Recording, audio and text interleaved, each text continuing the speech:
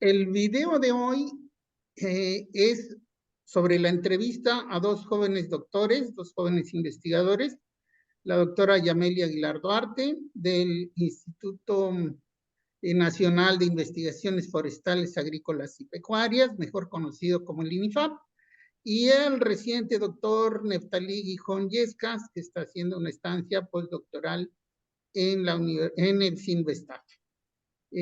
Buenas noches, doctores, ¿cómo están? Hola, buenas noches. ¿Qué tal, doctor? Buenas noches. Muchas gracias por la invitación.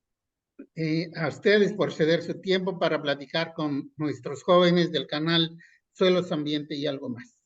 Bien, doctora Aguilar, platíquele un poco a nuestros suscriptores, a nuestros seguidores. Bueno, para ambos, ¿quiénes son? Cuénteles un poco sobre su niñez y cómo es que la vida los lleva a ser científicos o cómo es que ustedes deciden ser científicos. La escuchamos, doctora.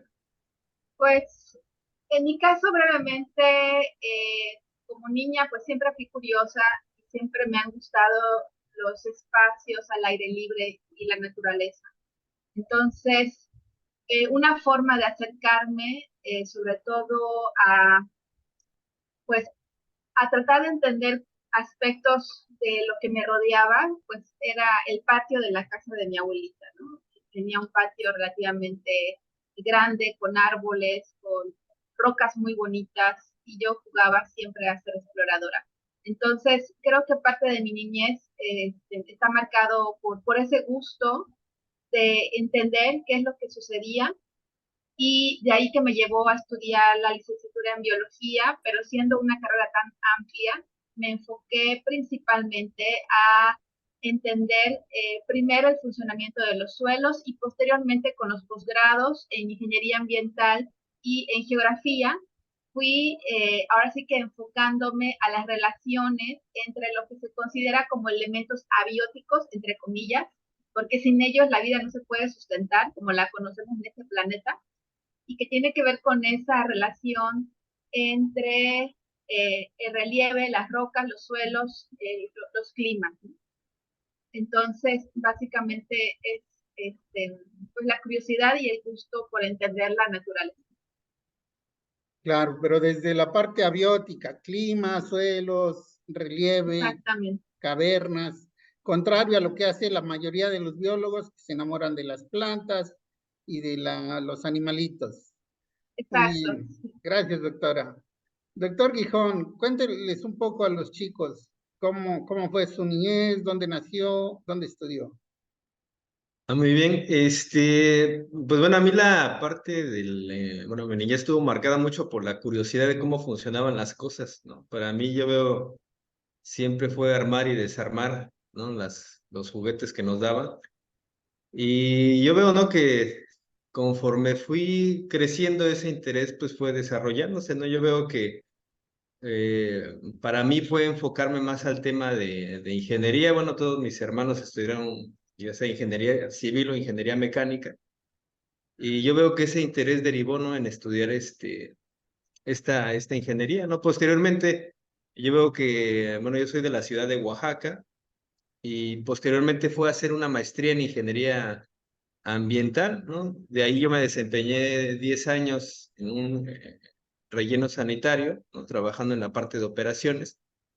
Y ahí fue donde, como parte de un trabajo, ¿no? Fue cuando yo conocí el uso de los drones y las aplicaciones que en ese momento, pues estaban bueno, todavía siguen en desarrollo, ¿no? Pero en ese momento, pues eran la novedad, ¿no? Fue cuando empecé a ver el potencial que esto tenía y es cuando yo decido renunciar y nuevamente me incorporo, ¿no? A la parte de investigación, ¿no? Y es como ingreso, ¿no? Pues a un doctorado en manejo de recursos naturales con el uso de estos equipos, ¿no?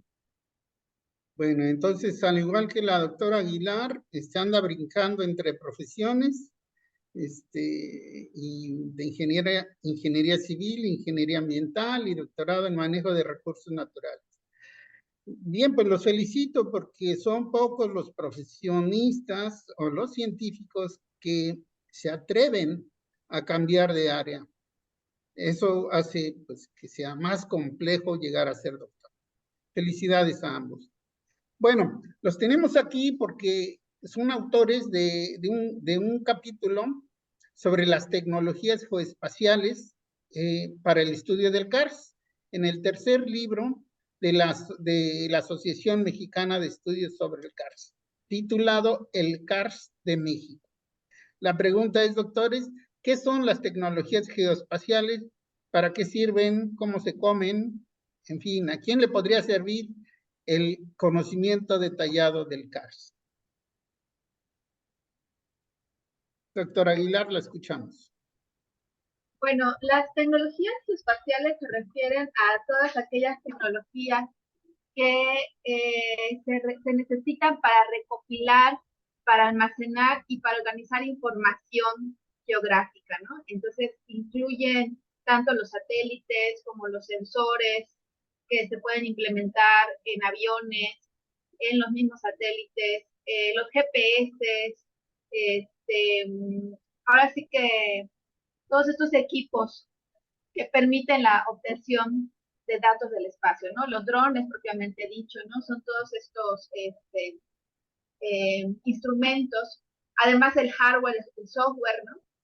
Que se requiere para analizar todas estas imágenes o todos los archivos recopilados que nos permiten entender un escenario de nuestro planeta, ¿no? Todo lo que se refiere a la percepción remota, sistemas de información geográfica, todos estos son los que en su conjunto son las tecnologías geoespaciales. Serán como nuestros ojos en el cielo, ¿no? Exacto, así es. Y también aquellos que están en tierra, ¿no? Como los GPS diferenciales también, que usan los topógrafos. Creo que ahí Natalie nos puede adentrar un poquito más, él como ingeniero civil. También forman parte de las tecnologías geoespaciales. Lo escuchamos, doctor Gijón. Sí, de hecho, bueno, todos estos, hay varias, ¿no? Tecnologías que se utilizan para la caracterización del relieve, ¿no? En este caso enfocado al tema del CARS, ¿no? Como ya lo mencionó la doctora Aguilar, ¿no? Hay las que se han utilizado de forma convencional o forma tradicional, pues parte, ¿no? Desde los teodolitos, ¿no? Los levantamientos con cinta, los levantamientos con el teodolito, ¿no? Lo que hacen los topógrafos, ¿no? Posteriormente con las estaciones totales, los GPS diferenciales, ¿no? Ahí de alguna manera tú debes tener contacto con en este caso con el ambiente.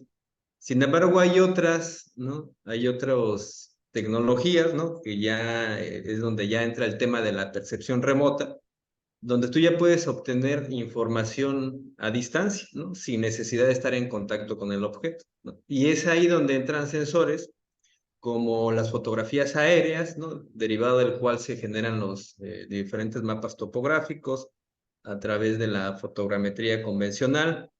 También, ¿no? Se ha utilizado sensores como el INSAR, ¿no? Sensores como LIDAR y recientemente, ¿no? El uso de los vehículos aéreos no tripulados, ¿no? O comúnmente conocidos como drones, que en conjunto con otras técnicas como la estructura del movimiento, ¿no? Se complementa para poder obtener información detallada, ¿no? Del relieve kárstico, ¿no? Esto, yo veo que estas tecnologías, ¿no? Avanzan continuamente, ¿no? Y lo van haciendo, pues, a pasos, ¿no? Donde nos permiten obtener información que yo creo que antes soñábamos, ¿no? Solamente que se podía hacer, ¿no? Es información, ¿no? Ves objetos tridimensionales que antes pues solamente te imaginabas o veías, ¿no? En las películas, ¿no? Ahorita ya lo puedes hacer. También algo bien interesante y bien importante, ¿no? Con un celular, ¿no? Un celular es una computadora súper poderosa que si lo utilizas adecuadamente, ¿no? Puedes obtener una información, ¿no? Muy valiosa, ¿no? Así que puedes hacer muchas cosas con un teléfono, ¿no? Y con una cámara. Bien, entonces esto de las tecnologías geoespaciales, geotierra, espacio, superficie, digamos, sirven para medir las cosas que hay en la superficie de la Tierra. ¿Es así, doctor? Sí, así es. De hecho, a partir de estos, de cada uno de estos instrumentos, ¿no? Tecnologías que mencioné, ya uno puede ir obteniendo la caracterización del relieve, ¿no? Entre esa caracterización uno puede obtener distancias, áreas, volúmenes, ¿no? Que es en el caso de la topografía convencional, ¿no? La que ahora se hace con la estación total, ¿no? O GPS diferenciales, pues uno lo que va obteniendo con estas herramientas son puntos, son coordenadas, X, Y y una elevación, ¿no? Y posteriormente una elevación en Z, ¿no? Entonces son puntos que tú vas obteniendo para hacer esa caracterización del terreno, ¿no? Y pueden medir hacia arriba y hacia abajo, ¿verdad? Lomas, montañitas y hoyos. Así es, sí es, así es. Ahí nada más, ¿no? Cada una de estas tecnologías tiene sus pros y sus contras, como todo, ¿no? La desventaja de estas tecnologías, bueno, es una tecnología que tiene que no es tan detallada, ¿no? Quizá pues un trabajo de campo, ¿no? Entonces, pero es muy precisa, ¿no? Entonces, todas estas tecnologías se van complementando, ¿no? Hay otras tecnologías, ¿no? Como LIDAR, ¿no? Que esta tecnología como funciona, pues es a través de pulsos láser y lo que hace es un barrido, ¿no? Prácticamente del terreno, ¿no? Entonces, lo que tú puedes obtener con esto, pues prácticamente son puntos tridimensionales a cada 50, a cada metro, a cada 2 metros. Entonces, la información que llegas a obtener del terreno, pues es una información súper detallada, ¿no? Y de la cual pues se derivan otras cosas como las curvas de nivel, ¿no? Que son muy valiosas, ¿no? En el caso para los ingenieros de otras disciplinas. Muy bien. Dentro del capítulo que ustedes escribieron, nos hablan de las escalas de trabajo. ¿Qué son estas? ¿Cómo se miden? ¿Cómo se definen? ¿Cómo se ven en el mapa? Doctora Aguilar, usted que es geógrafa, ¿nos podría esclarecer estos puntos? Sí, va muy de la mano con todo lo que ya efectivamente describió el doctor Gijón, ¿no? Él mencionó varias tecnologías geoespaciales que de alguna manera, como bien comentó, se pueden complementar. No necesariamente hay una mejor que otra, sino que depende del objeto o de la escena de estudio, ¿no? Que para geografía, sobre todo que uno de los productos que los geógrafos generamos son mapas, pues es importante entender este concepto de escala, que básicamente es la representación del objeto o de la escena, eh, comparándolo pues con la realidad, ¿no? Entonces, cuando hablamos de los sistemas kársticos, que es el centro de estudio de la asociación, incluso del libro, pues aquí lo importante de destacar es que las formas de relieve pues tienen diferentes dimensiones y que dependiendo de esas dimensiones se van a requerir ciertas tecnologías. Por ejemplo, si queremos estudiar el CARS de la península de Yucatán, pues con una tecnología como el dron no sería posible abarcarlo en su totalidad, ¿no? Las imágenes satelitales, las imágenes aéreas nos pueden dar eh, una información pertinente para estas extensiones, pero también dentro de los sistemas kársticos hay geoformas que son muy pequeñitas que no van a poder reflejarse en estas imágenes, ¿no? Y para ello necesitamos otro tipo de tecnología, en este caso como los drones, que permiten captar rasgos más pequeños. Entonces, Correcto. Correcto. Entonces, depende de lo que queramos ver y estudiar, ¿no? Digamos que podemos ganar en territorio, pero perdemos en resolución. O si ganamos en resolución, perdemos en superficie. ¿Es así?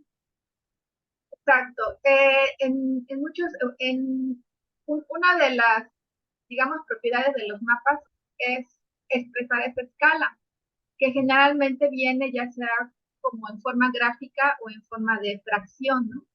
A veces vemos escalas, mapas escalas 1.000.000, que significa que una unidad del mapa es 1.000.000 de unidades en la realidad. Por cada 1 centímetro del mapa son 1.000.000 de centímetros en la realidad. Pero para que se pueda expresar, o sea, lo que vamos a expresar son escalas pequeñas, que en geografía se refiere a escenarios de grandes dimensiones. Y Claro. si tenemos mapas escala 1, 5.000, eso significa que un centímetro del mapa son 5.000 centímetros en la realidad y nos permiten ver escenas de mayor detalle, una escala más grande. Correcto. Y bueno, ya que con los drones hacen mapas a escalas grandes, es decir, de mucha resolución, ¿qué han encontrado interesante sobre el CARS? ¿Qué nos pueden contar? ¿Qué les ha llamado la atención? Algo muy interesante que nos ha llamado la atención, eso fue parte de la tesis de doctorado de Neftalí, es que con los drones se puede caracterizar tridimensionalmente las unidades de relieve. En especial, todos estos hoyos que vemos como puntos, ¿no? En los satélites. A veces se ven así como puntos o como círculos, ¿no? El semicírculo de cenote. Pero todo es desde un punto de vista como planimétrico. En cambio, con los drones, como bien dijo Neftalí, se puede capturar información tan detallada que nos permite hacer una modelación en tercera dimensión de la unidad geomorfológica y podemos observar el detalle de los perímetros, de las alturas, incluso de las condiciones de acuerdo a las temporadas climáticas, ¿no? Los niveles de agua, o cómo puede aumentar los niveles de agua después de lluvias. Es algo que los insumos convencionales, pues, no es fácil estudiarlo, ¿no? Entonces, ¿podemos pensar que todos los cenotes no son iguales?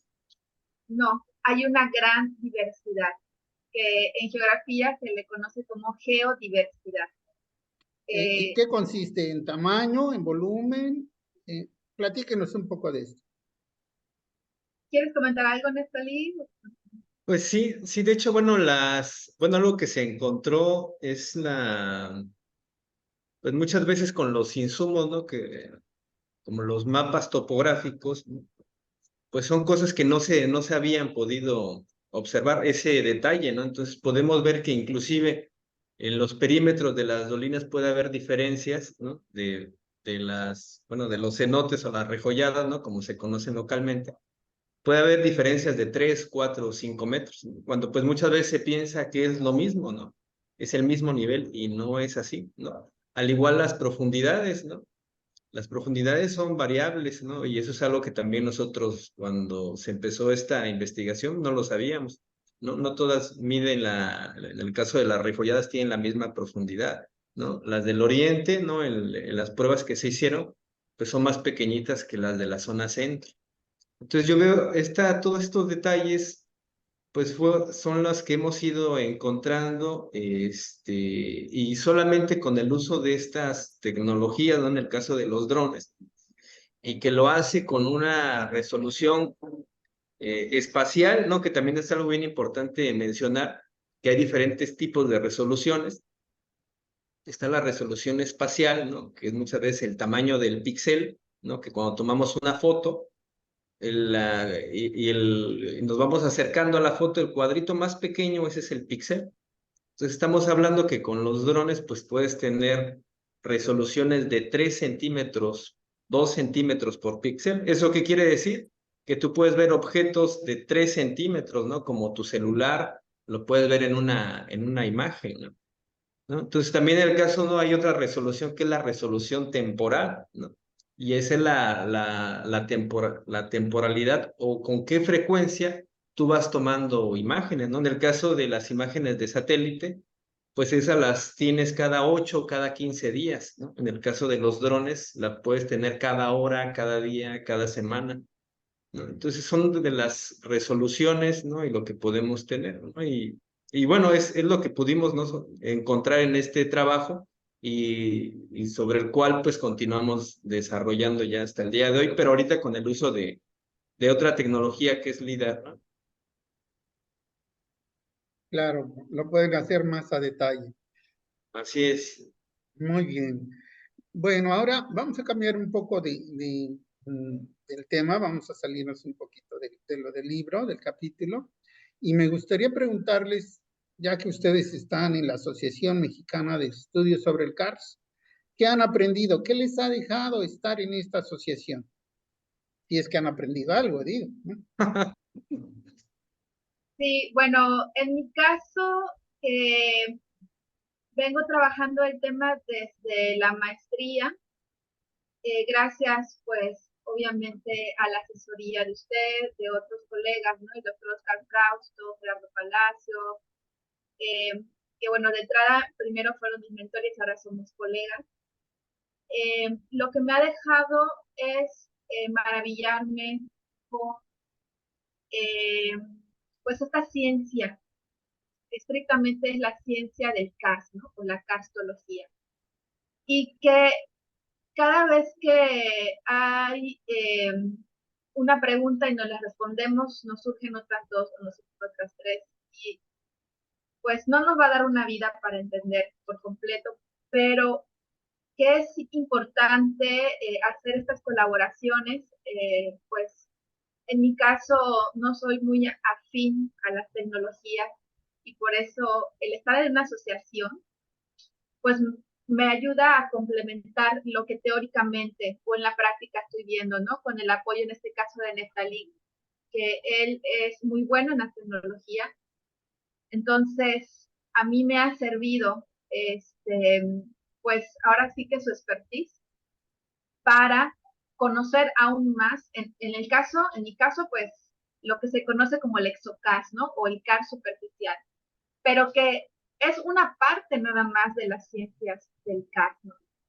Este, escuchando otros colegas de la calidad del agua, de la espeleología, pues uno se da cuenta de la complejidad que es este tipo de sistemas y que sí es importante seguir haciendo estas colaboraciones para ir entendiendo mejor el funcionamiento a diferentes escalas y con diferentes enfoques de trabajo, ¿no?